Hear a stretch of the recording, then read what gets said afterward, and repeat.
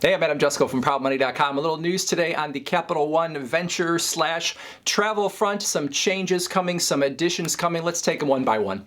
First up is the news that the Capital One Venture X sign-up bonus is going to be changing as of March 15th. So the current Capital One Venture X sign-up bonus, 100,000 miles if you spend $10,000 in the first 6 months of having the card. That will remain from today through March 14th. As of March 15th, there's going to be something new. So we know it exists. We don't know what that new thing is going to be. Now, for some people, you might say, well, I got to jump on it now before it changes. But for some people, spending $10,000 in the first 6 months was maybe a challenge, and maybe it, made you shy away from the Venture X. Now, I don't know what's coming next, so I don't know if it's going to be, they could make it $20,000 in order to get whatever the bonus is, but I wouldn't be surprised if maybe they decrease the amount of spend you have to get, even if it means maybe you're going to get fewer miles. But I don't know. I don't have any inside information. I only know that that is when it is happening. So you've got from now through March 14th to jump on the current bonus offer. After that, it's going to be something new.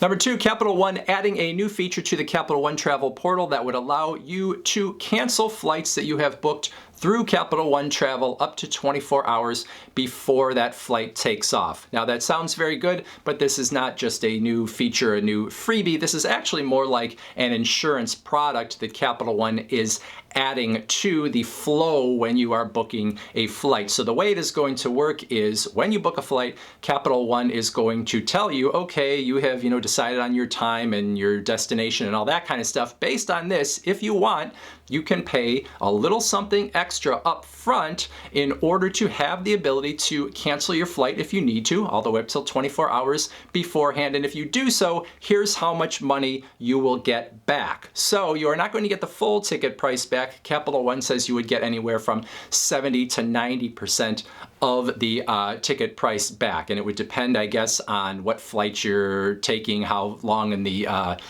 past you booked, all that kind of stuff. So it's going to be a different offer for every single flight that is booked. A different offer both on the front end in terms of what that fee might be that you would pay, and then on the back end in terms of how much you would get back for the ticket that you have purchased. All right, hopefully that makes sense. I'm not quite sure why they are structuring it that way. Maybe it is to kind of, put some of the fee up front and some of it on the back end if you have to actually cancel, instead of charging you a higher fee on the front end just to have the ability to cancel. But anyway, that's how it's going to go. You wouldn't get your full ticket price back, but maybe that is going to lower what you actually have to pay as an upfront fee to have that flexibility. Anyway, for me personally, I'm not really a big one on insurances and warranties and all of that kind of stuff. I tend to, fly a little riskier, and do other things a little riskier, and just assume that over the long haul, I am going to pay less by not buying insurances and not buying warranties if I don't have to have them. And the fact that these insurances and warranties exist, a lot of them,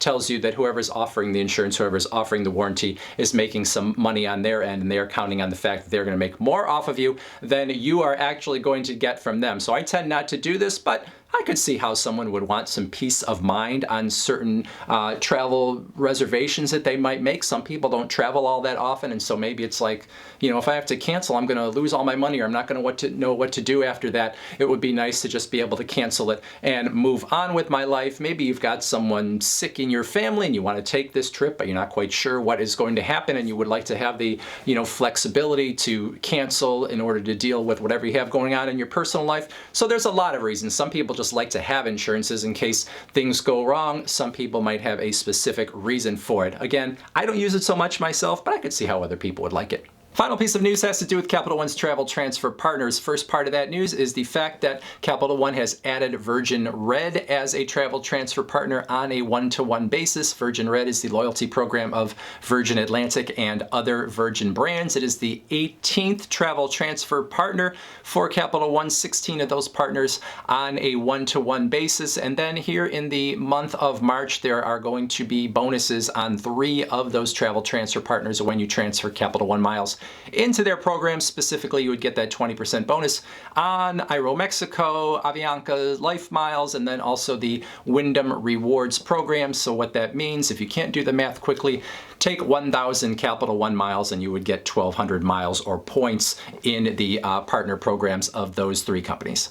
So a few items of interest there from Capital One. They've really been working on their travel cards and their travel program over the last year. I'd love to hear your thoughts about these new developments in that comments section below. Otherwise, I thank you for watching. And as always, please go to proudmoney.com where we do credit card reviews, we talk personal finance, we talk deals, and all sorts of other fun stuff too. If you don't want to go to the website, you could check out this video instead.